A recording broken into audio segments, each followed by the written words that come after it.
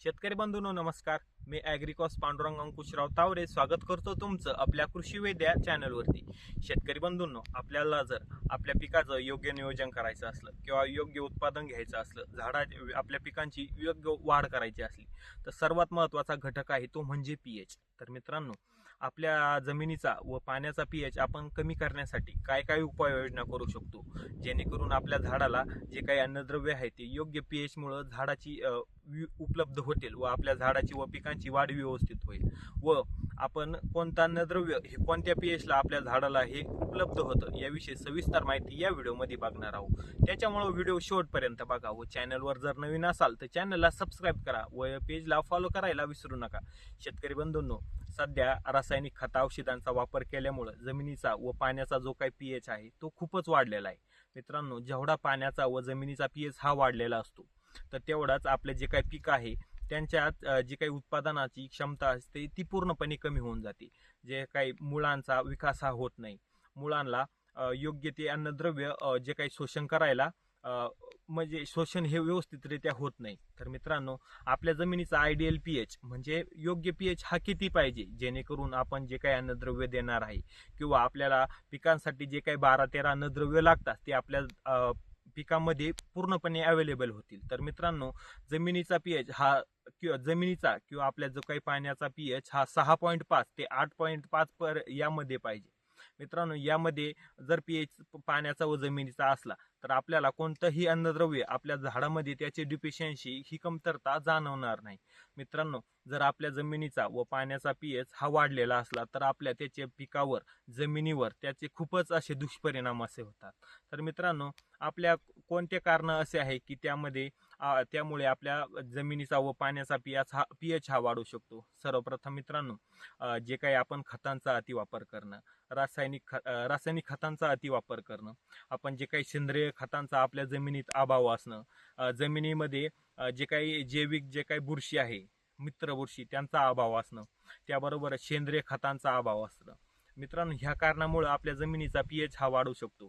तर दुसरं म्हणजे आपण जे काही खतं औषधं टाकतो तर मित्रांनो, ते अतिप्रमाणात टाकल्यामुळं आपण जे काही खत औषधांचे अवशेष आहेत ते जमिनीत राहतात आणि आपण जेव्हा पाणी देतो ते पाण्याला मिसळून जमिनीत चालल्या जातात. त्याच्यामुळं जमिनीत असलेलं जे काही पाणी आहे ते तर दूषित होतं, पण जमीन सुद्धा दूषित होऊन जमिनीचा व पाण्याचा दोन्ही पण पीएच वाढतो. तर मित्रांनो, आपल्या जमिनीचा जर पीएच वाढलेला असला तर आपण त्याला कमी करण्यासाठी काय उपाययोजना करू शकतो. सर्वप्रथम आपल्याला आपल्या जमिनीमध्ये जेवढे सेंद्रिय पदार्थ टाकता येईल तेवढे टाकायचे. तर मित्रांनो, सेंद्रिय पदार्थामध्ये आपण काय टाकू शकतो, आपण शेणखत, लेंडी खत, गांडूळ खत यांचा वापर करू शकतो. दुसरं म्हणजे हिरवळीचे खते, जसे काही ढेंचा व ताग यासारखी जे काही खतं आहे ते आपल्या जमिनीत गाडणं. त्याचबरोबर आपण पाण्याचा अमर्यादित असा वापर कधीच करू नये. मित्रांनो, पाण्याचा जर अमर्यादित असा वापर केला त्याच्यामुळे सुद्धा जमिनीचा पीएच वाढतो. रासायनिक खतांचा मोजका वापर करावा किंवा टाळावाच. त्याच्यानंतर आपल्या जर जमिनीचा पीएच हा वाढलेला असला तर आपण त्याला कमी करण्यासाठी आणखी काय काय उपाययोजना करू शकतो.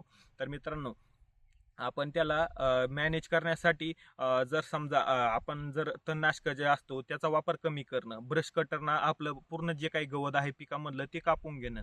मित्रांनो, हे झालं, आपण हे बघितलं आपण पीएच वाढल्यामुळं काय होतं आणि पीएच जर आपल्याला कमी करायचा असला तर हे काय उपाययोजना आपण करू शकतो. तर मित्रांनो, आपले जे काही अन्नद्रव्य आहे ते कोणत्या पीएचला कोणतं अन्नद्रव्य हे आपल्या झाडांना व पिकांना उपलब्ध होतं हे आपण आता बघू. तर मित्रांनो, आपल्या अन्नद्रव्य सर्वात पहिलं आहे फेरस. तर मित्रांनो, जेव्हा फेरस आपल्या पिकामध्ये उपलब्ध व्हायचं असलं तर त्याला लागणारा जो काही पीएच आहे ते 0.3 पासून ते 6 पीएच पर्यंत असला तरच आपल्याला फेरस हे उपलब्ध होतं.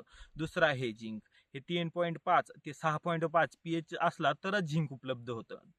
तिसरं आहे मॅग्नीज, हे आपल्या पिकामध्ये 3.0 ते 6.5 इतका जर पीएच असला तरच आपल्या झाडांना मॅग्नीज हे उपलब्ध होतं. दुसरं म्हणजे कॉपर, आपल्या पिकामध्ये आपल्या जर जमिनीचा व पाण्याचा pH 5.0 ते 7.5 असला तरच कॉपर आपल्या पिकामध्ये उपलब्ध होतं. दुसरं म्हणजे बोरॉन.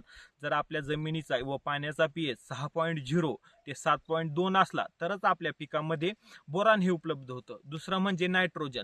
जर आपल्या जमिनीचा व पाण्याचा pH हा 6.0 ते 8.0 असला तरच आपल्या पिकामध्ये नायट्रोजन हे व्यवस्थित उपलब्ध होतं. दुसरं म्हणजे फॉस्फरस. आपल्या पाण्याचा व जमिनीचा pH हा 6.5 ते 7.5 असला तरच फॉस्फरस उपलब्ध होतं. नंतर म्हणजे पोटॅश. जर आपल्या जमिनीचा pH 5.5 ते 7.5 असला तरच आपल्या जमिनीत पोटॅश हे उपलब्ध होतं. नंतर कॅल्शियम. जर आपल्या जमिनीचा व पाण्याचा pH 6.5 ते 5.5 असला तरच आपल्या जमिनीत कॅल्शियम हे उपलब्ध होतं.